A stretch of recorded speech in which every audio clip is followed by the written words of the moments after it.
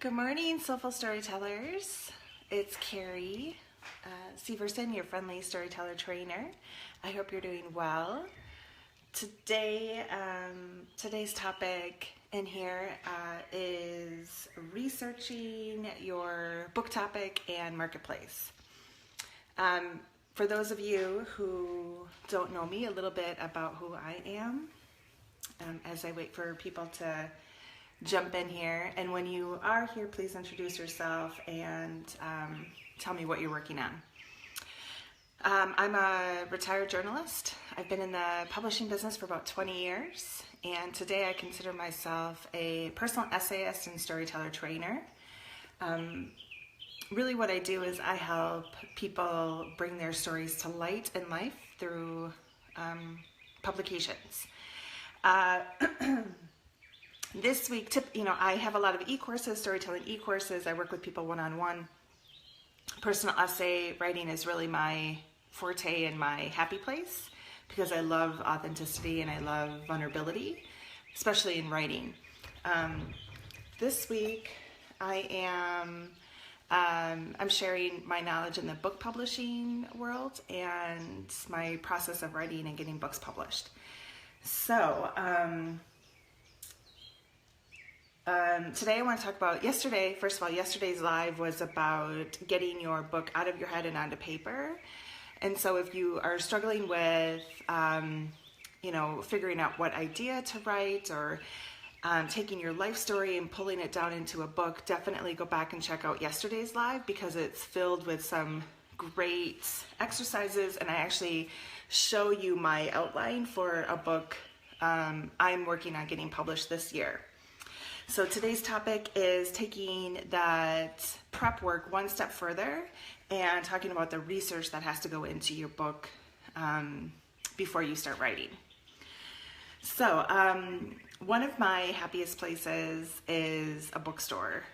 I go visit a bookstore at least twice a month. Large bookstores, small bookstores, secondhand bookstores, I don't care.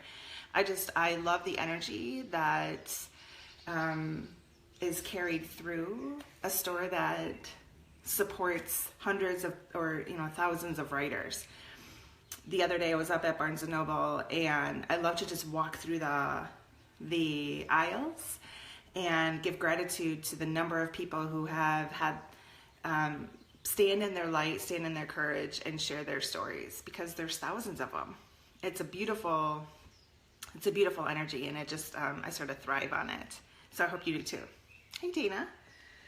So for those of you who don't know, Dana just joined.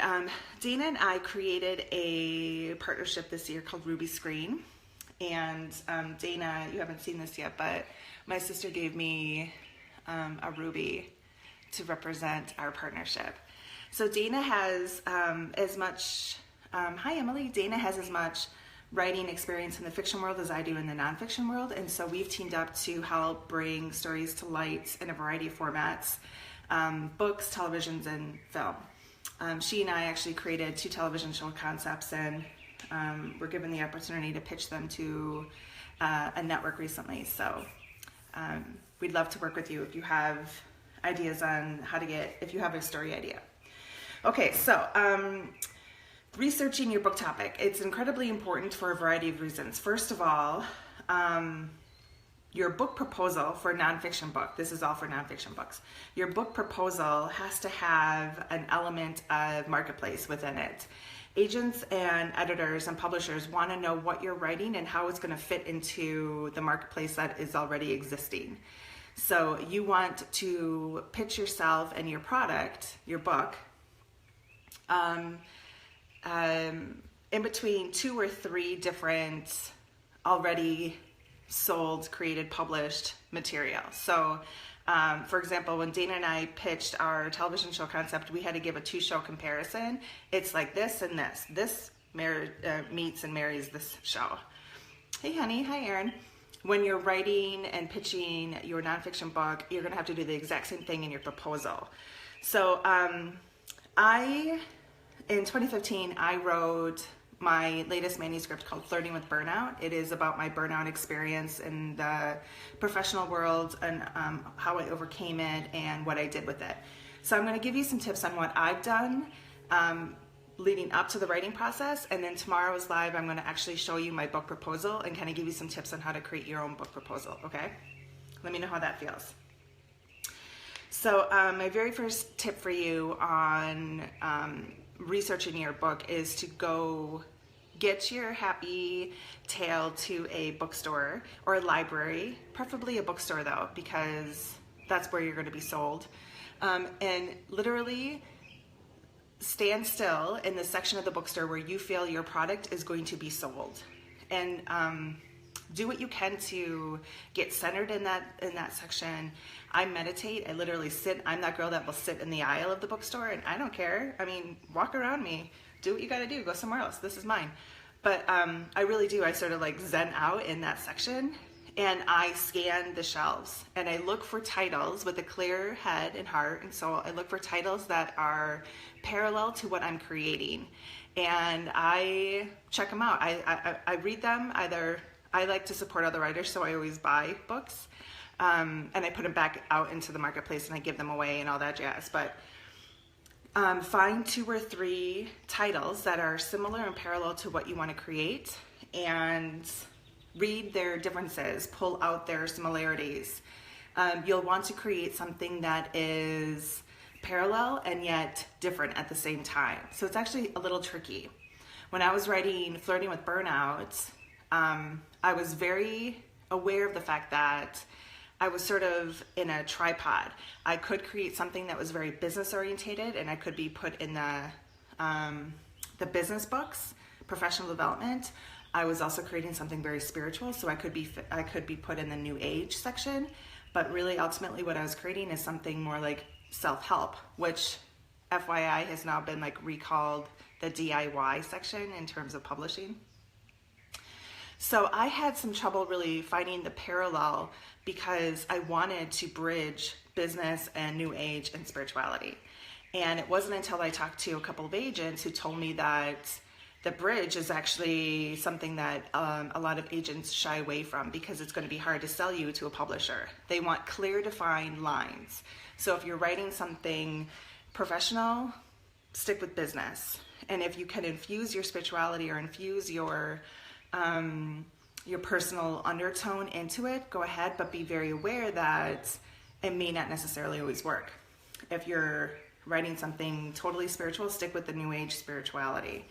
So getting that clear, defined sense first is going to really help you in your writing style and your writing tone and your direction of your book, already knowing and having the research to support your direction that there is a marketplace for you or there is not a marketplace for you.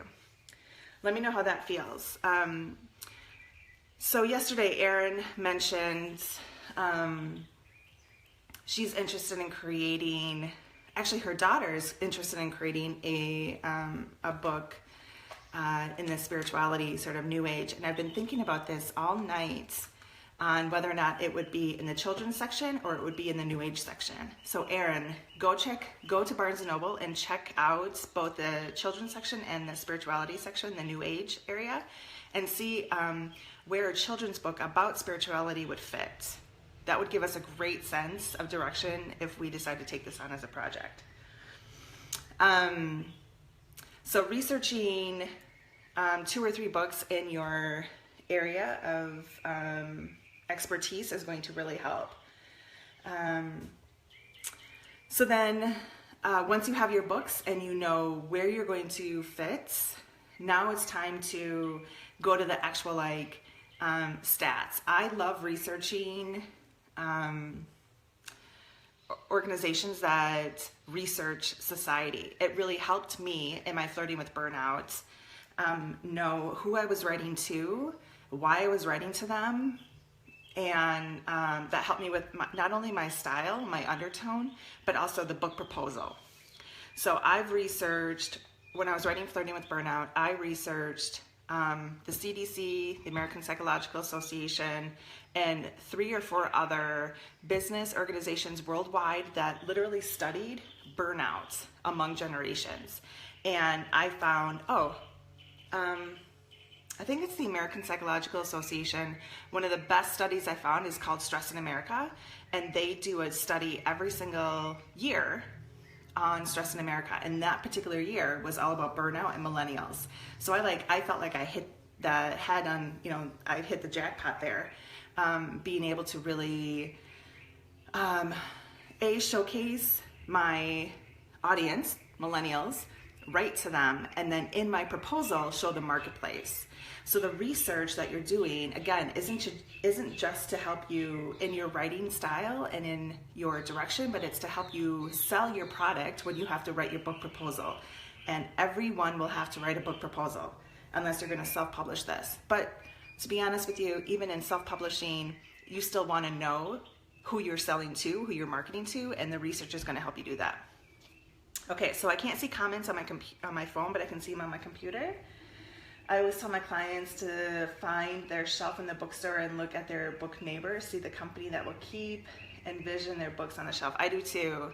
I've talked about that a lot. The visual exercises of manifesting, your book next to this.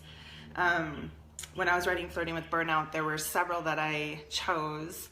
Spirit Junkie with Gabby Bernstein was my book from the spirituality section. I want to say Brené Brown and her book on vulnerability. And then Dan, I can't remember his last name, Harris maybe, did something on happiness in the business section. So my comparison was these 3 different books. And I found them in all different sections. So it was a little bit hard for me to narrow down where I wanted to go. But when it came down to it, when I was writing it back in 2015, I hadn't fully stepped into and been public about my intuition and about my spirituality. But now, 2 years later, my platform is bigger, my voice is stronger, my direction is much clearer. As I go back and I rewrite over the next couple of months, it's definitely much more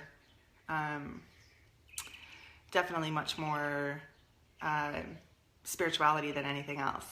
So that will that'll help me.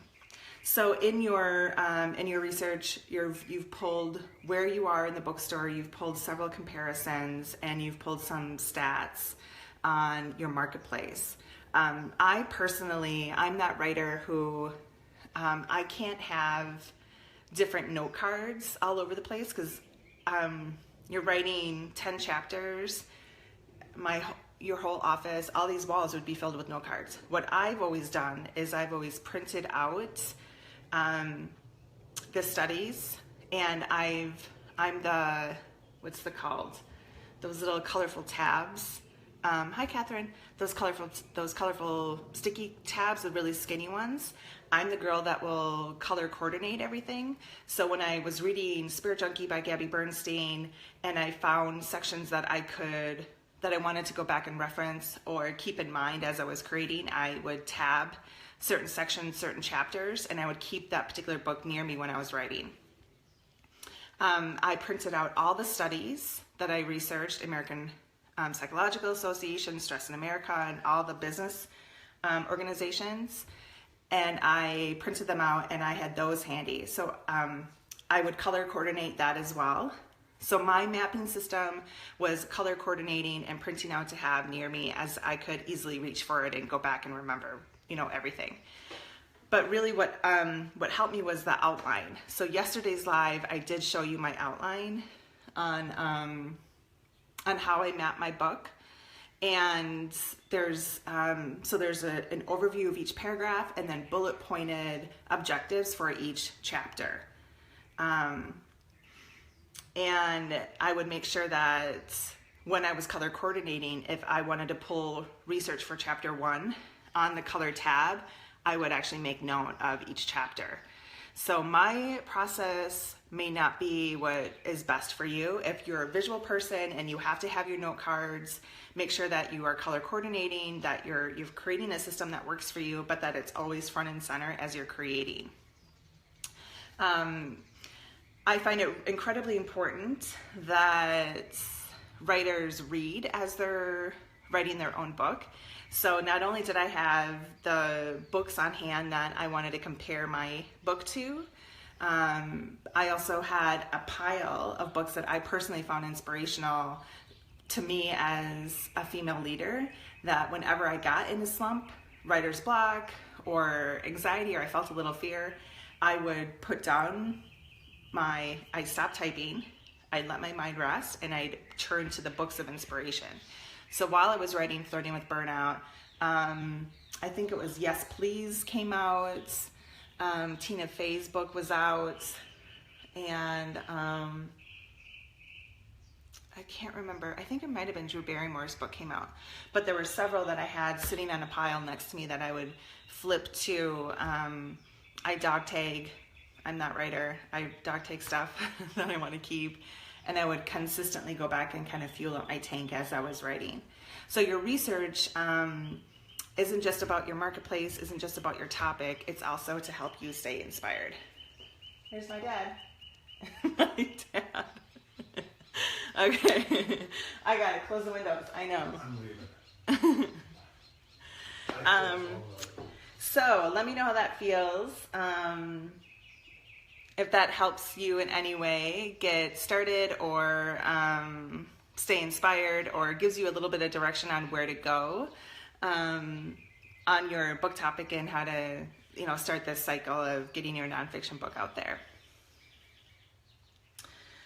Tomorrow's live is going to be how to write your book proposal. So your book proposal is actually quite a lengthy process. I find that piece to be probably one of the most daunting components of this process. Mine was about 50 pages. Again, it has to do with your marketplace, it has to do with you as a writer, it has to do with your audience, it has to do with the comparison, and you have to give sample chapters as well as a full book outline in detail. So the book outline from yesterday's live is incredibly important. Your marketplace and research is incredibly important. So we'll go over that tomorrow, but my goal today was to just sort of give you some direction on how to research your book, and how to research your marketplace, and then how to keep track of it as you're creating and you're writing. So if you have any questions about that as you develop something today, please let me know. Otherwise, I will see you guys tomorrow in our live regarding your book proposal. Happy storytelling.